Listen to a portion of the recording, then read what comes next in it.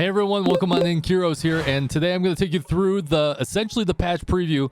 Now this one's going to be a little bit focused on just the mechanics of the new 2.4 area. Some of these mechanics you're going to be aware of that currently exist in the 2.3 and Vera areas. Then some of these mechanics are brand new as you are underwater, and it is such a beautiful experience. There's tons of fish, there's tons of different mechanics, there's tons of different places to swim around to, and slipstreams to go through, and dolphins to make friends with, and whales to follow, and it's just a gorgeous area. I love everything about this patch. So let me show you how to deal with all these different mini-map icons and mechanics that you see on your screen. If you guys can't hit that like and subscribe, let's get started. All right, let's go ahead and start with the underwater mechanics. Now, besides the diving underwater, which you could do with L, and flying around and going through different currents in order to slipstream through the water, there's a lot of different mechanics here. Now, quickly, just talking about underwater battling, you can use any type of weapons that you want. Some work better than others because of the three-dimensional scaling of how you can attack up and down, so AoE abilities are especially better. But you do get some additional benefits. Physical attack gives you a chance to deal in double damage. Flame attack vaporizes their target, which increases damage. Frost attack freezes the target. This is actually very beneficial, especially on some of the harder mechanics. And volt attack triggers a electric field. Out of all of them, fire seems to operate the best in my opinion. But let's go ahead and break into the mechanics. Starting with the first mechanic, which is the Surveillance Guard Oceanic model. Now, you guys are probably used to these because these are the same things. The guards are the same things as the ones in Vera, the triangle guards, where you have to sprint up to them, hit F, and get the ability. You'll find these in the water as well. They're little blue balls and blue. Okay, don't judge me. So essentially, you're going to approach the guards, and you're going to spam F as quickly as you can, and you will get the items from doing that. They're scattered around all over the place. This is probably one of the easier mechanics. Next up, we have the Symbiotic Sea Sponge. Now, this one's really good and really fun sometimes. So what you'll do is that you'll go up to a sea sponge and you'll essentially tap it. And there's going to be some small fish hiding inside. Now, depending on the sea sponge, it'll either have one or upwards of 3 different fish. So you're going to need to make sure you pan your camera around and see where they're going, because you have to go find them in X amount of time. Once you find the fish, you can go back to the sea sponge and collect your reward.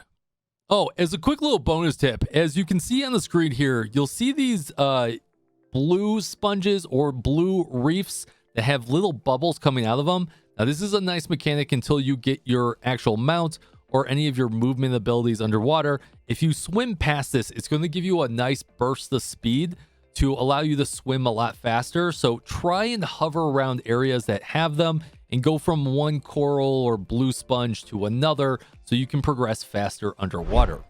All right, next up on the list, we do have the Oceanic Model Simulation Device. Now, these simulation devices are very similar to what you know from the Confounding Abyss. Now, if you remember from the Confounding Abyss, you had those gold cubes where you had to get a party together because some of those gold cubes were very hard to do. They would spawn either 1 wave or 2 waves with X amount of enemies, and you had to kill them within 60 seconds or less, or 30 seconds or a minute and a half, or whatever the time frame was for that. Now let's go ahead and try one here.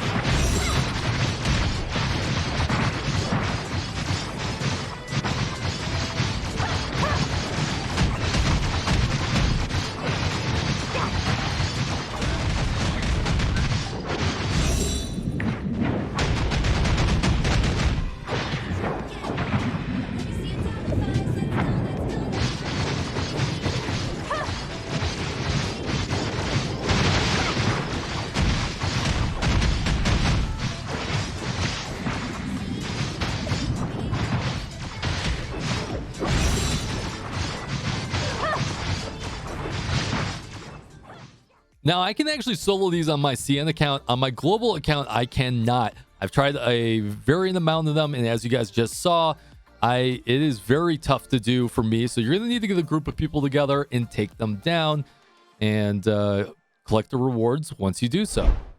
All right, next up we have the Plankton. Now, this is probably my most hated mechanic in the new area. The Plankton is this jellyfish or jellyfish looking structure that you have to go get a dolphin. Now, these dolphins you can attack and you can take them down, but typically you're not going to do that unless you're farming for their specific items. And they do have items that they just drop on the ground or you can get from actually taking them down. But the hard part is that you need to get their attention and then you have to get them to follow you, which is very convoluted and very hard to do at times because they will just randomly stop following you and you have to go back, get their attention, try and drag them. And then some of the dolphins will only go after certain locations. So if you find a jellyfish or whatever that thing is called again, the Plankton, you may see 3 dolphins going by, but only one of them really will help you go after that Plankton. So kind of not my most enjoyed experience or enjoyed mechanic for 2.4. Yes, the fish baiter. It is a masterful device of baiting fish that is. Very easy mechanic. You'll see these fish baiters usually on the ground on the 2nd level. You'll see them on the 3rd level as well in the magma zone. All you have to do is go up to the giant orb and you'll see like these 3 different pipes that are on the bottom side of it. All you have to do is tap all 3 of those and then go over to the computer and you can collect your reward. Very easy to do, very simple mechanic. Next up on the list, we do have the schools of fish. Now, the schools of fish I couldn't figure out how to do this initially, mainly because I was playing on the CN version, but you either have to use a underwater mount or you have to use the SSR relic, which is the jet ski pelican thingy. Now, they should be giving you that for free when it goes live, but I can't verify that if we are or not. I'm almost positive. So what you're going to do is that you're going to either mount up on your mount, as you've seen here, and swim through the fish, and then that item will be discoverable. If you don't go through with a mount or the pelican, the fish will just take the item and leave. Now here you can see me doing it with the pelican, so you could use either option on however you want to do this, and just make sure you're collecting these. These are ever respawning resources that you're going to need for the new research. All right, we have a few more left on the plate. Next one is we have the Rune Stones. Now, the Rune Stones are going to be just like the matching game in Vera in some of the other areas. And so now you're going to be underwater and you're going to have to match it in a 3-dimensional scale.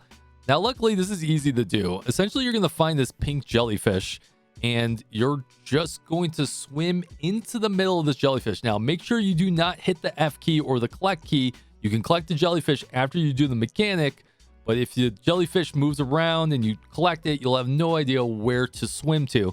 You want to swim to where it finally stops. If it's already stopped, it's in the right spot. Sometimes it will move around. And then you will just position your camera until the Rune Stones start to light up.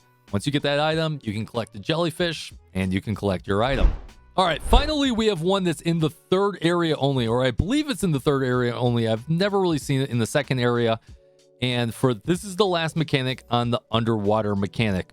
Now, I don't know exactly what this one's called, but as you can see here, it's kind of like a Jellyfish Beacon, which kind of reminds you of those orbs from 2.3 where you have to follow them, and then they eventually spit out some Mira and some Vera coins. You have the same mechanic in 2.4, except now it's underwater, and they go insanely slow.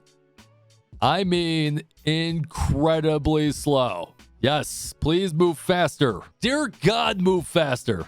All right, those are the specific mechanics, but in addition to being underwater, you want to make sure that you're collecting everything you can. When you're swimming by the ocean floor, collect all the different flowers you have, collect the electric eels, collect the puffer fish, collect everything you need because you are going to need them for research. And we'll talk about that specifically in another video because the research requires you to go take down a ton of different items in order to complete it. All right, guys, that's all I got. Hopefully that's a good primer. Now, the game's pretty much going to tell you all of this that I just explained, But, you know, sometimes it's better in the video where I can show you firsthand. I hope you guys enjoy the video. We got more videos on the way. Hope you guys enjoyed 2.4. I'll see you out there. And fist bump from me to you.